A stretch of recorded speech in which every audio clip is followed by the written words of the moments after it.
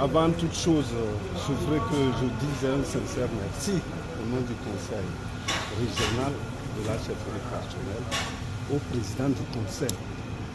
Parce que si vous observez bien, au dernier remaniement, la chefferie coutumière a été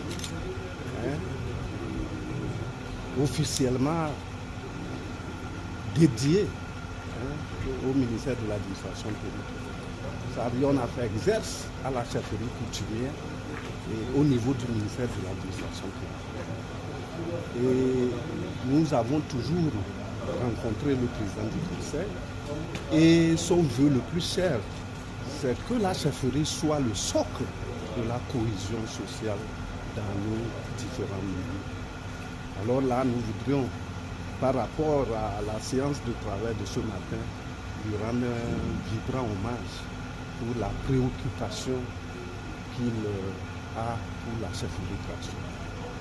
Le ministre, vous avez vu, le ministre s'est déplacé lui-même et avec son équipe pour s'entretenir avec nous, comme vous le dites, sur 3 thématiques. Et la contribution de la chefferie traditionnelle, le premier thème, pour que la gestion au niveau de nos communautés soit vraiment un véritable bouclier pour que nous puissions être les détenteurs ou bien œuvrer à la cohésion sociale au niveau de nos communautés. C'est très important. Qu'est-ce que nous, qui sommes la lumière des autres, qu'est-ce que nous devons faire? Comment nous devons nous comporter? Quelle dignité nous devons avoir pour que le reflet au niveau des communautés soit un truc de convergence par rapport à ce que nous devons faire pour que nous puissions préserver la paix, la stabilité. Surtout que notre région est en train à des attaques terroristes. Il est opportun qu'au niveau de notre région, nous puissions tous, avec nos communautés, participer à la coproduction de la sécurité. Donc, il va être donné à la chefferie traditionnelle de réfléchir et de donner leur point de vue. Quelle sera leur contribution pour que nous puissions ensemble œuvrer dignement pour relever la dignité de la chefferie, comme le veut le président du conseil. L'autre chose, le second thème, c'est la chefferie traditionnelle par rapport aux autorités locales.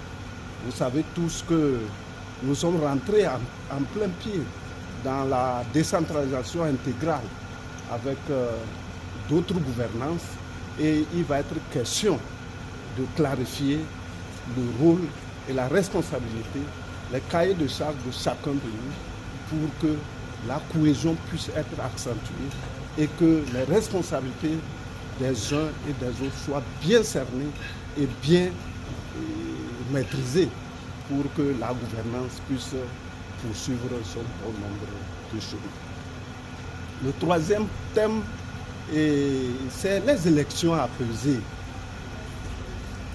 Le chef traditionnel dans la 5e République. Quel sera notre rôle? Bien que nous soyons électeurs, les chefs doivent être au-dessus de la mêlée.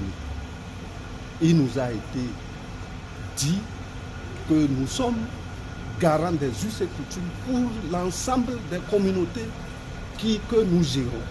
Nous devons, chefs traditionnels, être au-dessus de la mêlée, œuvrer pour que les libertés publiques puissent s'exprimer, que les uns et les autres, que ce soit les candidats ou les électeurs, puissent remplir convenablement leur rôle en allant massivement à ces élections que nous souhaitons apaiser. Nous souhaitons apaiser et une élection inclusive. Donc nous avons un rôle primordial d'œuvrer à l'apaisement, à la cohésion et à la réussite parfaite de cette consultation électorale qui pointe à l'horizon. Alors aujourd'hui,